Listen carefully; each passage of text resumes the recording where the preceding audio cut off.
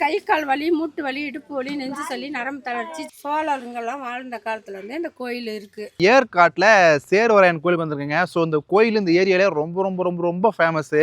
So அங்கே தான் வந்திருக்கோம். வாங்க உள்ளே போய்ட்டு கோயிலை பார்த்துடலாம். என்ன உங்கள் ஐயோ சுற்றி இந்த வியூ பாயிண்டை பாருங்கள் எப்படி இருக்குது அப்படின்ட்டு வேறு லெவல் இருக்கு கோயில். கோயில் என்னங்க கோவில் நடை திறக்கும் நேரம் 7 மணி, மாலை 7 மணி. கைஸ் கோயிலில் போய்ட்டு வந்தாச்சு. ஸோ கோயிலில் வந்து கேமரா அலோடு கிடையாது.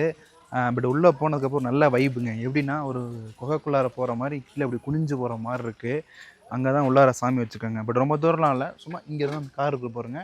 அவ்வளோ தூரம் மட்டும் குனிஞ்சு போகிற மாதிரி இருக்கும். கோயிலுக்கு ஆப்போசிட்லேயே முடவாட்டு கிழங்கு, அப்புறம் நிறைய தானியங்கள்லாம் வச்சுருக்காங்க. இதில் எங்கேயே பார்த்துருக்கேன் ஜானா. டபுள் பீன்ஸ்மா. சோழருங்கெல்லாம் வாழ்ந்த காலத்துல இருந்து இந்த கோயில் இருக்கு. முழுமையான வந்து சுயமாக வந்தது. சோழருங்கெல்லாம் குதிரையில் வாழ்ந்த காலமெல்லாம் இந்த இதுலேருந்து தலக்காவரிக்கே போவாங்களாம். அந்த வழியாக அந்த குதிரைங்களில் தலக்காவரி வரைக்கும் போயிட்டு திரும்ப ரிட்டர்ன் வருவாங்களாம். இங்கே வந்து அதில் குகையெல்லாம் வாழ்ந்துருந்துருக்குறாங்க வெள்ளைக்காரர் இவங்கெல்லாம். அதுக்கப்புறம் தான் இப்போ வந்து கவர்மெண்ட் எடுத்து இப்போ நடத்திட்டு இருக்குது. சரி, சக்தி வாழ்ந்த கோயில். இந்த கிழங்கு ஜூஸ் குடிக்கிறதெல்லாம் என்ன சத்து இருக்கு சொல்லுங்க. உங்களுக்கு கை கால் வலி, மூட்டு வலி, இடுப்பு வலி, நெஞ்சு சளி, நரம்பு தளர்ச்சி, ஜவ்வு தேவையான மூட்டு தேய்மானம் இது எதுவுமே வராதுப்பா. கிழங்கு வாங்கி 6 மாதம் வச்சுக்கலாம். எப்போ வேணாலும் செஞ்சு சாப்பிட்டுக்கலாம். நல்ல ஒரு ஹெல்த்தியான கிழங்கு ஏற்காட்டில் தான் கிடைக்கும். ஏற்காடு, கொல்லிமலை 2 இடத்துல கிடைக்கும். வந்து சூப்பு 10 ரூபா. ஏற்காட்டில் சேர்வராயன் கோவில். ஸோ இதை குடிக்கிறது வந்து கிட்டத்தட்ட மட்டன் கால் சூப்பு மாதிரி இருக்கும்.